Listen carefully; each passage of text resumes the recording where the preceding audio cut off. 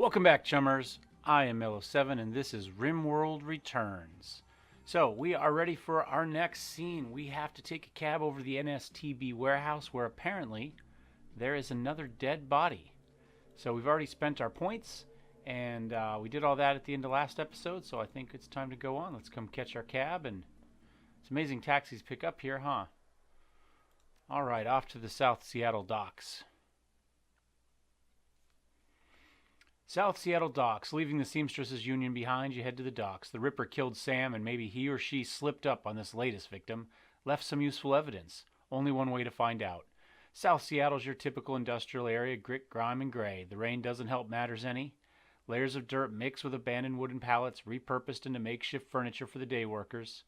Garbage collects in the gutters of the broken down street. Disreputable is this district's middle name. Your destination, the National Transportation Safety Board warehouse, is located on a small strip of dock toward the less maintained end of the waterfront. Despite the presence of those who linger in such places, it's quiet as you approach the gate.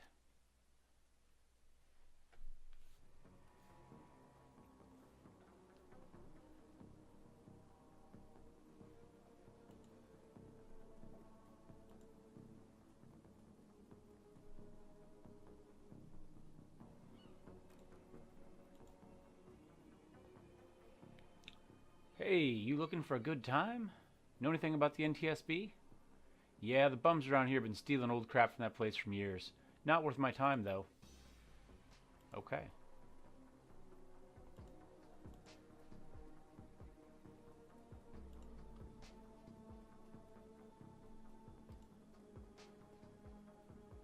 Halt. Guard looks bored. Toys with his gun absent-mindedly, like he might shoot something on a whim just to watch it die. Hey, you're about to trespass in corporate property. You looking to get dusted, street scum?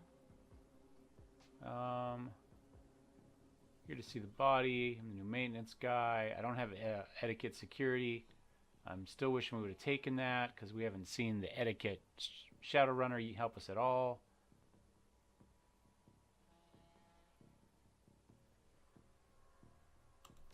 Working with the corner. Sure you are. And I'm Loafware, the king of the dragons. Beat it. Alright, well that didn't work.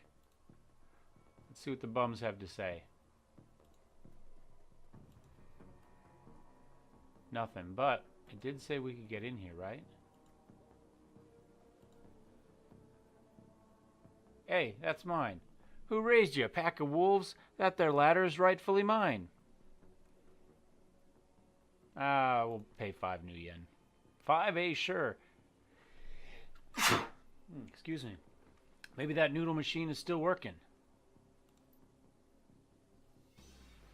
Okay, so the question is, where do we go over the fence? We need to get in there.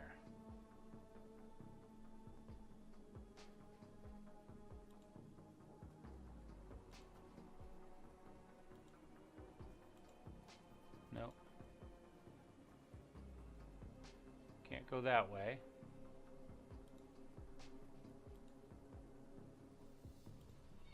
Don't think we can go that way. So we have a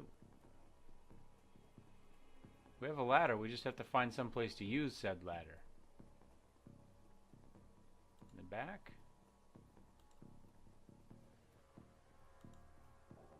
Nope.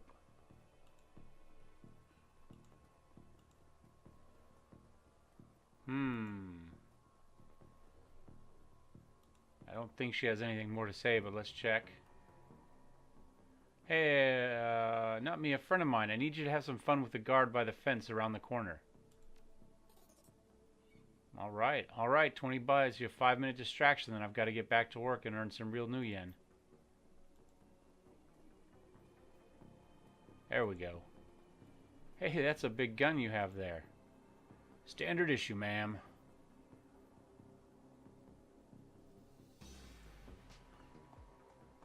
Up and over we go. Alright.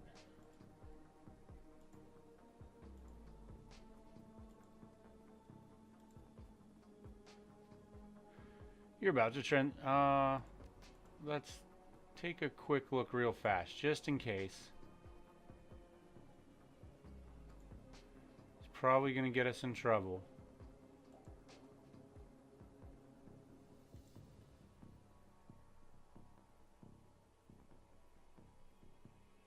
There's a helicopter there.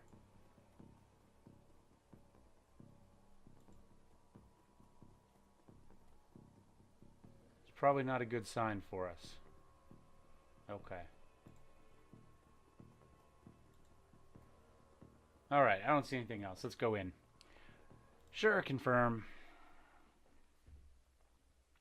The warehouse. Inside the large gray warehouse is as typical as the outside. High ceilings adorned with girders and rickety catwalks top a huge utilitarian room. Concrete and steel walls meet a concrete floor. This is a place for storing things and nothing more. Despite the quiet on the outside, the inside's a hornet nest of Lone Star officers going about their business. In the center of the activity is the Emerald City Ripper's latest victim. With uniforms everywhere, no one stops you at the door. It seems this case hasn't leaked to the press yet. Lone Star, no, you've got a job to do.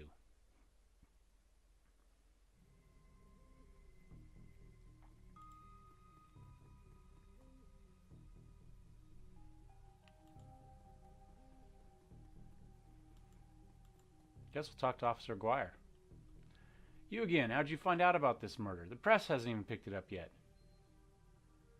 Dresden called me. I read some tea leaves. Magic is real, you know. I'm just trying to do right by my client. Whatever, I have better things to do, like find the Emerald City Ripper and make something of myself. We've gone through the researchers' computers, and I have suspicions that this is a copycat crime. The victim worked here at the NTSB warehouse as a black box researcher. NTSB, the National Transportation Safety Board. This warehouse is used to go over wreckage from plane crashes to try to determine what happened. The Vic was in charge of their highest priority investigation at the moment. We've gone through the victim's computer, and his case notes indicate he was selling secrets. Idiot kept records. Scientists don't make good criminals. Tell me about it. Oh, we got a warehouse key. Some runner like you probably offed him to cover up his core master's involvement and try to make it look like a Ripper killing. Here's the office key. Check it out for yourself if you want. All right, let's see what Dresden has to say. Mellowseven still working for the dead man? As you see, we got another Ripper victim on our hands. Looks like business is good for Dial-A-Morgue these days. Ha!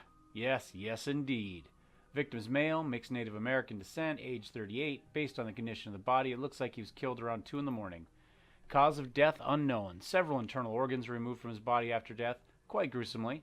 I'm not sure if the killer even knew what they wanted before they started cutting. Not much else to tell yet, really. He does have a lot of pre-existing scar tissue, so he probably had major surgery at some point in recent history. Unfortunately, with the organs gone, I can't determine the nature of the surgery. Nice hole where the chest was. So, what was on the butcher's shopping list? Well, the killer definitely took the lungs. The more I look at it, though, the other missing organs may just be eviscerated within the chest cavity.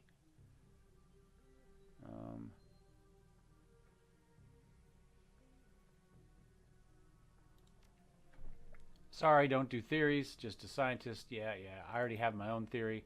Granted, modern medicine has made organ transplants relatively easy, but it is a coincidence. As a scientist, just okay. So he's on the whole. He's on the same page I'm on. This is only the third body I've personally examined. One of our other branch managers handled the other 2. If I find out that more of the victims had organ transplants, I'll let you know. Does McCluskey get any closer? McCluskey couldn't find his ass with both hands. How about Officer Aguirre? Aguirre would love to solve it before McCluskey and get his gold detective shield. Plus, he'd love to see McCluskey suck it in front of his superiors. He's already tried to bribe me to keep information from McCluskey and slip it to him. I'm inspired by their tireless pursuit of justice. Did you take the money? He grins from ear to ear. You have any idea how much this job pays these days, sir? I don't think Aguirre's officer's salary is going to do much to seduce me into helping him. Who is that woman over there? No clue. Just showed up. Next to kin, I think. Take a look around. Let's see what Shannon Half-Sky has to say. You're not a cop. I'm an independent. What's your relationship to the dead man? He's my brother. I've been trying to speak with him, but I'm afraid his spirit is too disoriented by his recent journey to answer me. You're a shaman? Yes, for all the good it's doing me. If I could just make contact, I might be able to deliver justice and allow my brother's spirit to rest. Are there any other witnesses? Not as far as I can tell. Not among the living, anyway. Realization then dawns, bringing the light back into her eyes. But my brother's spirit may not be alone here this night. She closes her eyes and concentrates, droning a low chant you can barely hear. Yes, there are others, other spirits who may help. Her features harden in frustration, as if she's searching for something that remains elusive.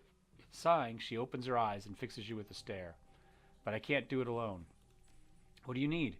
The warehouse contains the spirits of plane crash victims trapped between worlds. They wish to help. They wish to be heard. And I think they have something to say about my brother's murder. Lone Star won't let me in here, but you seem to have the run of the place. If you can find personal items that belong to the victims, I believe that I can summon a spirit to speak with us. I'll need at least 2 such objects. Can you find them for me? See what I can do. Alright, that one's locked up for us. Let's go check over here first.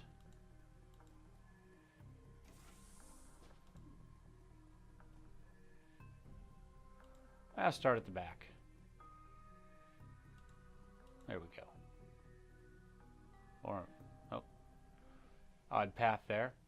This appears to be the victim's locker. The door is slightly ajar. Inside you see several of the dead man's personal items. Inspect the toothbrush. Still wet from being used. It smells of mint and cigarettes. Inspect the comb. As you reach for the comb, the hairs on the back of your hand stand on end, and when you take it off its little shelf, your heart thumps in your chest. Hard. This must be one of the items the shaman was looking for. Alright.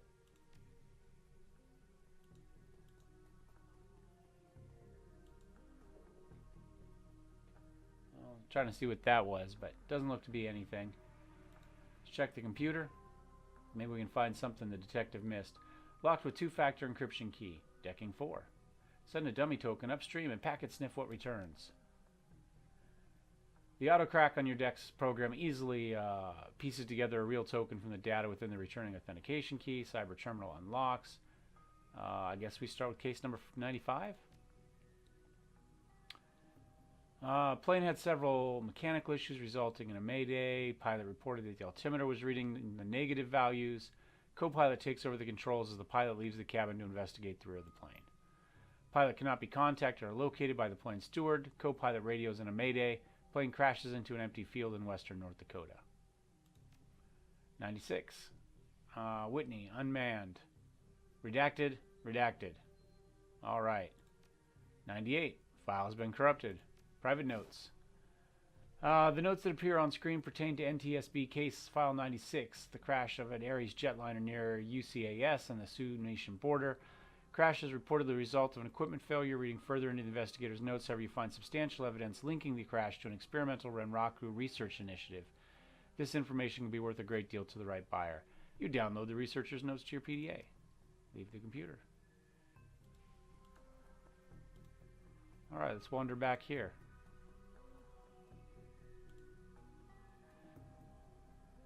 There we go. You don't need to go right now. The old poster depicts svelte young woman posing with an assault rifle. Sure enough. Oh, it's a bathroom. Okay. How do they know I didn't need to go? We can't get to there yet. Let's wander this way.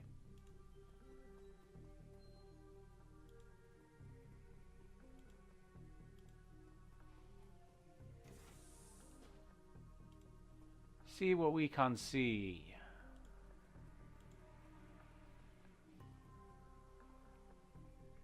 Large pile of old shoes on the ground next to the airplane seat. They could be discarded luggage or possibly the shoes worn by the occupants of the plane at the time of the crash. Dig through the shoe pile.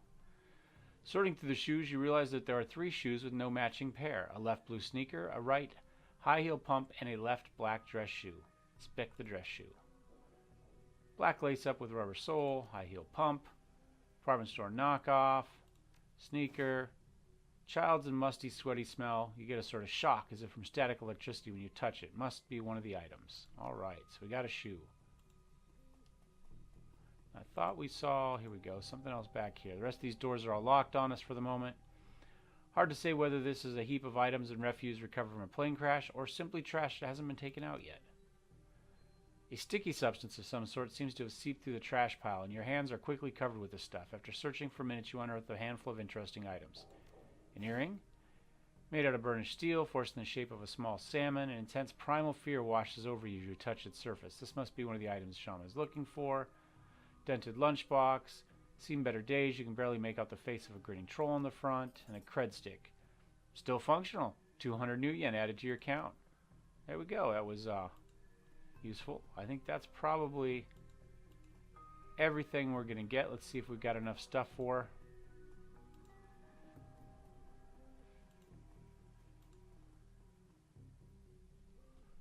Feels as though you found enough objects. Here they are. She closes her eyes and chants over them for a time. When her eyes open again, they're filled with tears. Thank you. These items are all I need. It shouldn't take me long to... What the hell is all this?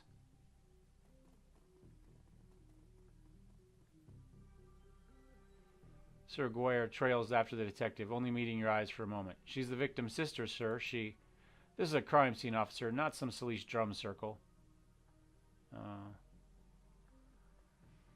Isn't standard procedure to contact the next of kin? Ma'am, consider yourself contacted. Now get the hell out. Come on, if we stay much longer, I'm liable to do something I regret. Or worse, something I'd enjoy. Alright. So we get booted out. We got 5 karma out of it, though. Or 4, anyway. No, 5. That man is an ass. Stares daggers at McCluskey. But there's no help in it now. I should just be grateful you're able to collect these items before those clods carted everything off. Can we still summon the spirit? Not from here, I'm afraid. Spirits such as these have domains to which they are anchored. We need to get back in there. Not looking good now. Plans for this evening. Rent-a-cops like these won't tap the place for long. We'll come back later. Don't see any other choice. You sure you're up for this? It may be a rabbit hole, but I have to get to the bottom of it. Since we have time, we should probably enlist some help. They may post security overnight. And I'm going to go out on a limb and say you know where to find the kinds of people we need. You could say that. Good. I'll put up the money if you find the bodies. She produces a fistful of crumpled new yen from inside a leather pouch, starts to count it out, then shoves the whole wad at you. Meet me back here at midnight. The spirits will be strong then. All right.